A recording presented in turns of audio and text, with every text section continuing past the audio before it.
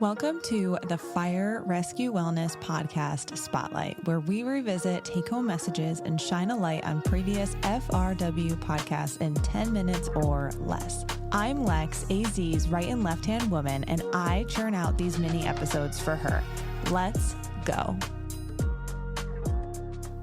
We brought in a weight loss program, and you were one of the people that participated. And, you know, there were pros and cons with the weight loss program, but you are definitely one of the people that has kind of stuck with it and won, if that's what we want to say. So tell me what that program looked like, and then tell me what you did to make it successful. What are you doing today? Well, the program at the time was, I guess I'm going to describe it how I looked at it, which was I need to change the way that was more oriented towards the diet end of things, which I have through that process learned exactly how important that is. Meaning you can't outwork a bad diet. Mm-hmm. And so that was, for me, that was like, it had been a long time of me just not eating right and not exercising enough and drinking too much beer and, you know, leading an unhealthy lifestyle generally, you know.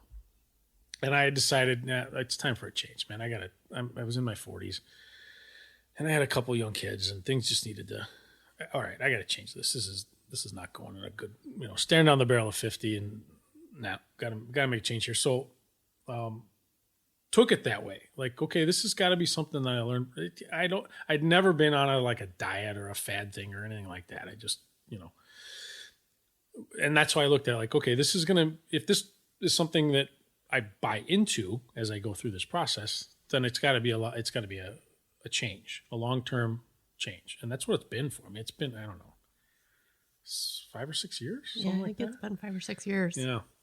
And I've learned a lot in that few months, and you can call it a little fad diet or whatever it was. It was just a reset, and it worked, and it was good. And then it got me exercising because, you know, there's a synergy involved there that's like, well, I lost a bunch of weight and I'm looking pretty good and my clothes are fitting. Well, I got to get new clothes because all my fat clothes are gone now. And well, let's take it to the next level. Let's get out a little bit. And so then that was that. And then it was, okay, well, I've never been a runner, but all of a sudden I'm going to start running. And now, shit, I guess I'm a runner now because it's I enjoy it. And that's where I'm at today, where, you know,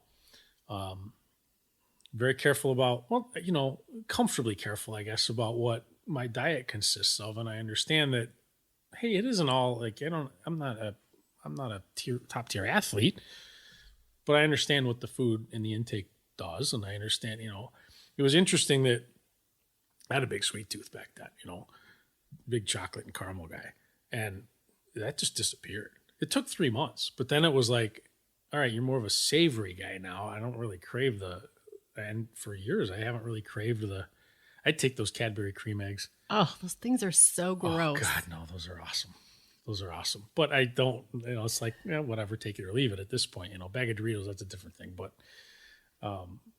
so yeah, and then that turned into moving it up the next notch. And now I'm running, and now I'm really running a lot. And holy crap, I'm going to download an app, and now I'm going to get some headphones. And now, oh, wow, running shoes make a big difference. And well, now I'm hurt.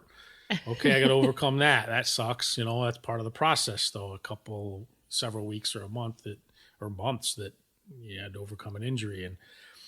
And all of that together has just been a big, huge lifestyle change. I'm still running. I enjoy it a lot. I think my daughter kind of inspired me to take that on.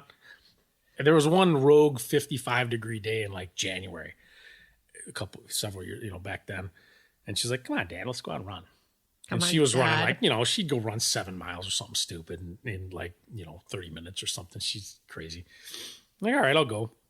And I remember, I think I ran 2 miles and I was back home and I was still, you know, and she was in the driveway and she'd probably run 5 miles and she's waiting for me, you know, hardly even a sweat on her brow. And I'm like, I feel really good. I'm going to try one more. She's like, oh, just 3? Yeah. So I did one, and I'm like, wow, this is really cool. So, and then, you know, I'm not crazy with like, I like my apps. I like the meditation that you go through when you're out by yourself running. I like basic information about my performance. I like the music, and I like my alone time, and I like the endorphins that it releases when I get back. And then the mental part, like I got to stretch. I'm tired, but I got a goal, and I got another mile, and I'm going to do it. That's cool.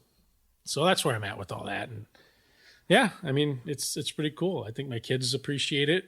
They saw the difference. They see, I feel better, sleep better, all of it. And I hope that it's made an impact on their life, like, hey, dad's actually kind of a health nut a little bit, and he's careful about things. Well, and the take home message is that you were really, of the 10 people, really the only person that had long-term success because you made it a lifestyle change and not just a short temporary reset. Yeah, well, I don't know. I mean, I suppose that the perspective that's how it had to be from the start was why that worked that way for me. You know what I mean? And that was just a recipe for long-term success. And then once it happened and the results started happening, and then I started feeling physically better, and I started looking physically better. Yeah, that's part of it. I don't give a shit about what I looked like or wore. But then it's like my daughter would tell me about this store called Marshall's, and I'm like, well, what's Marshall's? It's clothes. All right, I'll take you there. And then I'm like, well, this would fit me now, and this looks pretty good. Oh, are you a fashionista? No, now? Not really, but not really. Well, this brings me to the question, since you were working a day position now, you are sleeping every night. Mm-hmm. How's that for you? Yeah, that's really something. Yeah. I didn't know. I mean, on a common sense level, and there's some awareness of the sleep deprivation and the sleep issues in the fire service.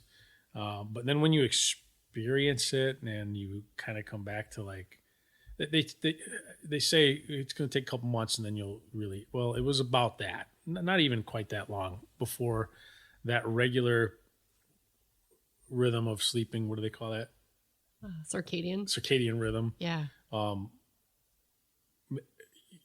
I felt better right away, but then in a couple months, it's like, and then I had a bad night's sleep one night before work, on a work night. I just tossed and turned all night for whatever reason. Oh, were you so irritated? Well, I was, but then the next day driving in, and I drive in real early to get my run in, and I'm driving in like, oh, today's going to be hell. And I tolerated it.